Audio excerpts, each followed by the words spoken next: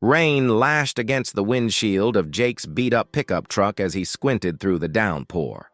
The 17-year-old was driving home from his late shift at the grocery store when something darted across the road, a flash of tan and black, trembling under a flickering streetlight. He slammed the brakes, his heart pounding. There, shivering in the gutter, was a German Shepherd puppy no older than 4 months, its fur matted with mud and eyes wide with terror. Jake didn't hesitate. He jumped out, ignoring the icy rain soaking through his hoodie, and scooped the trembling pup into his arms. "Hey, little guy, where'd you come from?" The puppy whimpered, pressing its face into his chest. Back in his truck, Jake turned on the heat and gently checked the pup's collar. No tags, just a frayed blue strap. The dog licked his fingers, its tail giving a hesitant wag. Jake sighed. "Guess you're coming home with me tonight." But as he drove, his phone buzzed. A local news alert. Missing. 4-month-old German Shepherd, Kaiser. $3,000 reward. Jake's breath caught. The photo matched the pup in his passenger seat. His mind raced. That money could fix his mom's broken furnace. But the puppy's terrified eyes haunted him. Jake's tiny apartment was barely big enough for him and his mom, let alone a dog. But as he towel-dried Kaiser, the pup nuzzled into his lap, exhaling like he finally felt safe. Jake's mom, Maria, took one look and smiled sadly. "That's somebody's baby." Jake pulled up the missing post again. The owner, a woman named Evelyn, had written, "Kaiser is my service dog in training. I have no family left. He's all I have." Jake's throat tightened. He grabbed his keys. "We're taking him home." The address led to a wealthy neighborhood. One Jake's truck stuck out in like a sore thumb. As he pulled up to the mansion, his palms sweat. What if they thought he stole Kaiser? What if the reward was a trick? But then the front door flew open. A woman in her 60s, her face streaked with tears, stumbled down the steps. "Kaiser!" The puppy wriggled wildly in Jake's arms, then leaped into her embrace, licking her face frantically. Evelyn sobbed into his fur. "I thought I lost you forever!" Evelyn ushered Jake inside, her hands shaking as she handed him an envelope. "This doesn't even begin to thank you."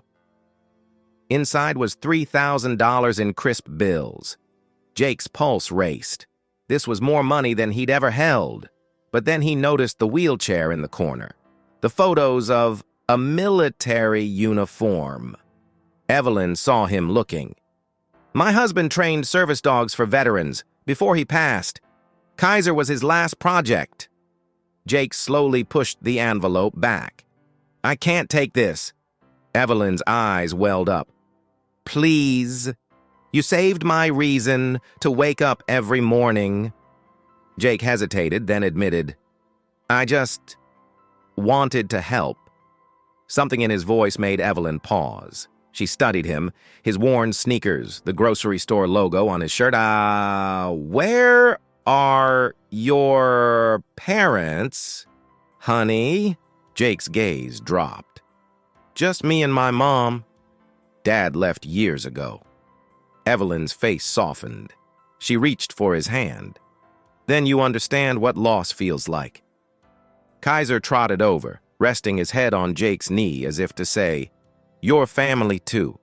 As Jake stood to leave, Evelyn blurted, "Wait!" She wheeled to a drawer, pulling out a business card. "My husband's training facility. It's been empty since he died. But you have the heart for this work." Jake stared at the card. "Paws for heroes. Service, dog, training." Evelyn smiled. "The reward's yours, either way, but if you want, I could teach you what he taught me." Kaiser barked, tail wagging wildly. Jake's breath caught. Was this fate? The next Saturday, Jake showed up at the facility, a sprawling ranch with obstacle courses and kennels. Evelyn grinned. "Lesson 1. Earning trust." She handed him a leash. Kaiser bounded over, but when Jake clipped it on, the pup planted his paws, refusing to move. Evelyn chuckled. "He's testing you." Jake knelt, eye to eye with Kaiser. "We doing this together or what?" The pup cocked his head, then lunged forward, nearly yanking Jake off his feet. Evelyn's laughter echoed across the field. "Oh, he likes you!" Weeks passed. Jake learned commands, dog psychology, even how to train for PTSD alerts. Meanwhile, word spread about the teen dog whisperer. A veteran named Marcus arrived with his skittish rescue. "They said you're good with lost causes." Jake glanced at Kaiser, now calmly sitting at his side. "Yeah, I've got experience." Under Jake's guidance, the once terrified dog learned to nudge Marcus's hand during panic attacks. The tough veteran wept the first time it worked. One evening, Evelyn handed Jake a set of keys. "The facility's yours now." Jake's jaw dropped. I can't accept this." She squeezed his shoulder. "My husband would have loved you, and Kaiser?" She nodded to the dog, now snoozing against Jake's legs. "He chose you." Tears blurred Jake's vision. This wasn't just about money anymore, it was about purpose.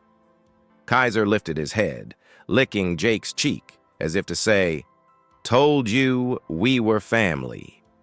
Jake's hands trembled as he prepped Kaiser for his first public access test, a crowded mall. The pup had mastered commands at the facility, but distractions were different. "Focus on me, buddy," Jake whispered, clipping on the service dog in training vest. Then disaster struck. A screaming toddler ran toward them, waving an ice cream cone. Kaiser's ears shot up, but instead of lunging, he looked to Jake for guidance. When Jake signed, "Leave it," Kaiser immediately healed. Evelyn wiped proud tears from her eyes. "That's my husband's training and your heart." A hulking Marine named Cole arrived at the facility, his haunted eyes avoiding everyone. His service dog had recently passed, and his PTSD was spiraling. "I don't deserve another one," he growled when Jake approached. Kaiser, without prompting, brought Cole his favorite tug toy. When the Marine finally broke down, Kaiser climbed into his lap, 85 pounds of comfort. Cole clung to him like a lifeline. Jake whispered, "Sometimes the dog saves us before we can save them." Jake's mom let slip that his estranged father was back in town. That night, Jake worked Kaiser relentlessly until Evelyn stopped him. "You're shaking!" Jake exploded. "He left us with nothing!" Kaiser immediately pressed against his legs, absorbing the anger. Evelyn handed Jake a photo, her late husband embracing a young soldier. "People fail, but these dogs, they teach us how to forgive." The soldier in the photo wore Jake's same eyes. Kaiser whined, licking Jake's clenched fists until they uncurled. During a training hike, Kaiser suddenly bolted into traffic, right as a car ran a red light. Jake screamed, running after him. Tires screeched, but Kaiser wasn't running away. He was herding a stray child back to the sidewalk. The grateful mother turned out to be a news reporter. Her viral article about the hero service dog brought national attention to Paws for Heroes. Donations poured in, along with a surprising DM. "That's my son." Attached was a photo of Jake's father, in an army uniform. Jake's father, Mark, stood at the facility gates, his own service dog at his side. "I was deployed when you were born," he choked out. "By the time I got back, your mom, I thought you'd be better off."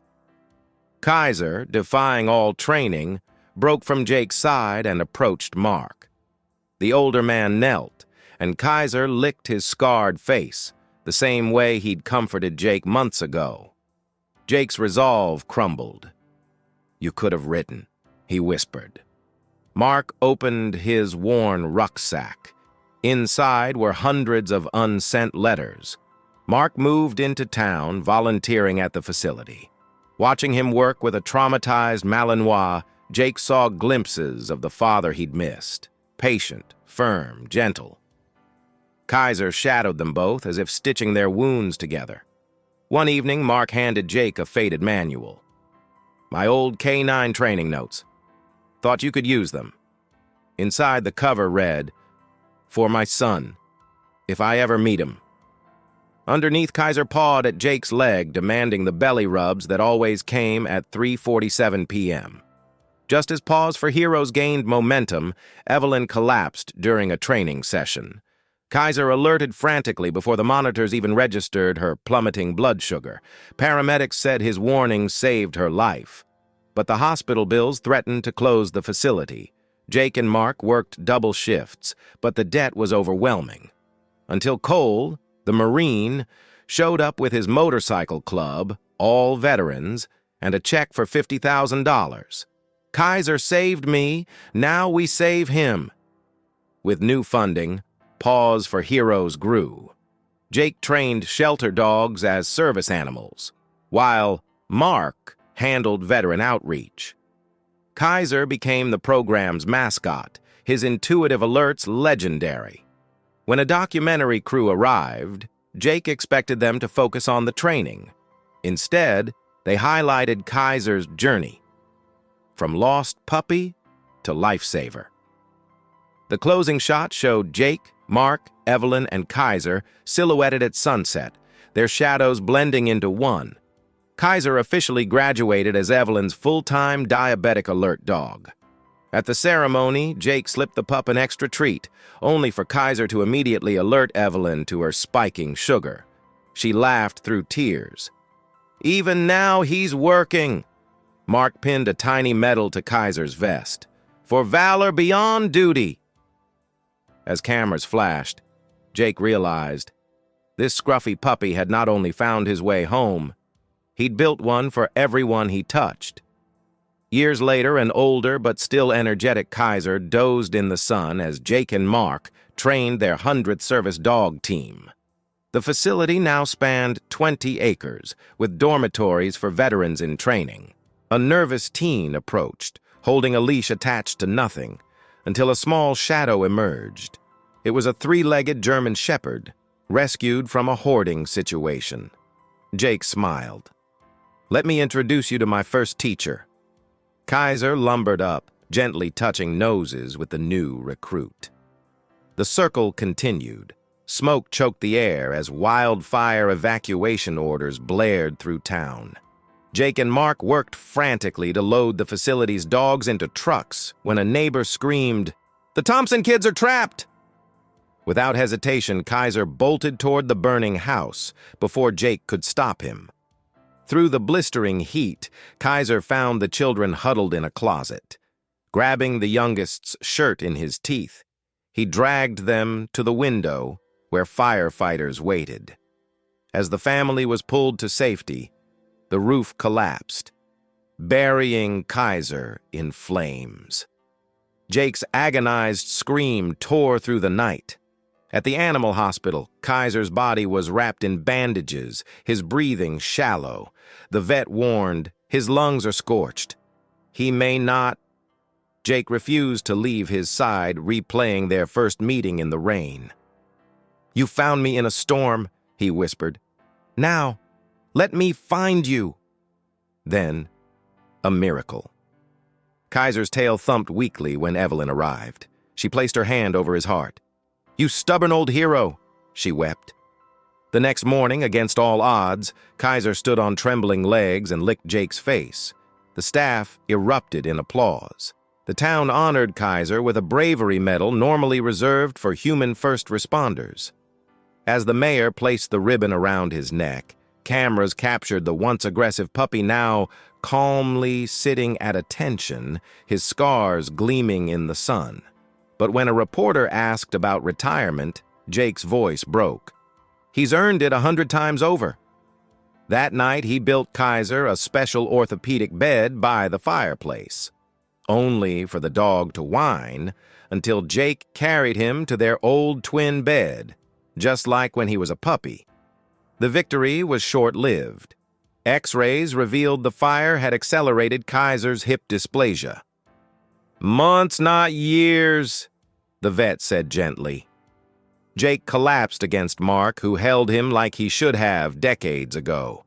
Kaiser, sensing their grief, brought his favorite toy, the same one he'd used to comfort Cole years before. Evelyn made the decision no one wanted to voice. Let's give him the best goodbye. They started Kaiser's bucket list: steak dinners, a beach trip, even a ride in a police K-9 unit, where the chief let him arrest a decoy. As autumn leaves crunched underfoot, Jake took Kaiser to their spot, the streetlight where they'd met. The once trembling puppy now moved with regal dignity, pausing to sniff the exact gutter he'd cowered in years ago. When Kaiser suddenly sat and wouldn't rise, Jake knew. He gathered him into his arms as the first raindrops fell, just like that first night. "You're the best thing that ever happened to me," Jake sobbed. Kaiser licked his tears away one last time before resting his head on Jake's shoulder with a contented sigh. The facility's flag flew at half-mast. Veterans who'd trained with Kaiser built a memorial garden where his ashes were buried beneath a young oak. But the hardest moment came when Jake found Kaiser's favorite ball behind the couch, still damp from slobber. Mark, now a constant presence, placed a hand on his son's shoulder. Grief just means love didn't go anywhere. That night, Jake dreamed of Kaiser. Young and strong, racing alongside Jake's father's old K-9 partner in a sunlit field. On the anniversary of Kaiser's passing, the community gathered for an unveiling. A bronze statue of Kaiser mid-alert, paw raised, stood at the facility's entrance. The plaque read, "Kaiser, who taught us that every lost soul deserves a second chance." But the real shock came when Evelyn handed Jake a squirming bundle, a German Shepherd puppy with the same intelligent eyes. "His great-nephew," she whispered. The pup immediately licked Jake's nose, then alert-pawed at his watch. 3:47 p.m. The crowd gasped. Jake fell to his knees. "Hey, Kaiser Jr.!" Years later, a now-married Jake, to the reporter who'd covered Kaiser's story, stood watching KJ Kaiser Jr. work with a troubled teen. The boy reminded Jake so much of himself, angry, lost, until a dog saw the hero in him. As KJ demonstrated a perfect alert, Mark squeezed Jake's shoulder. "Your mom would be proud."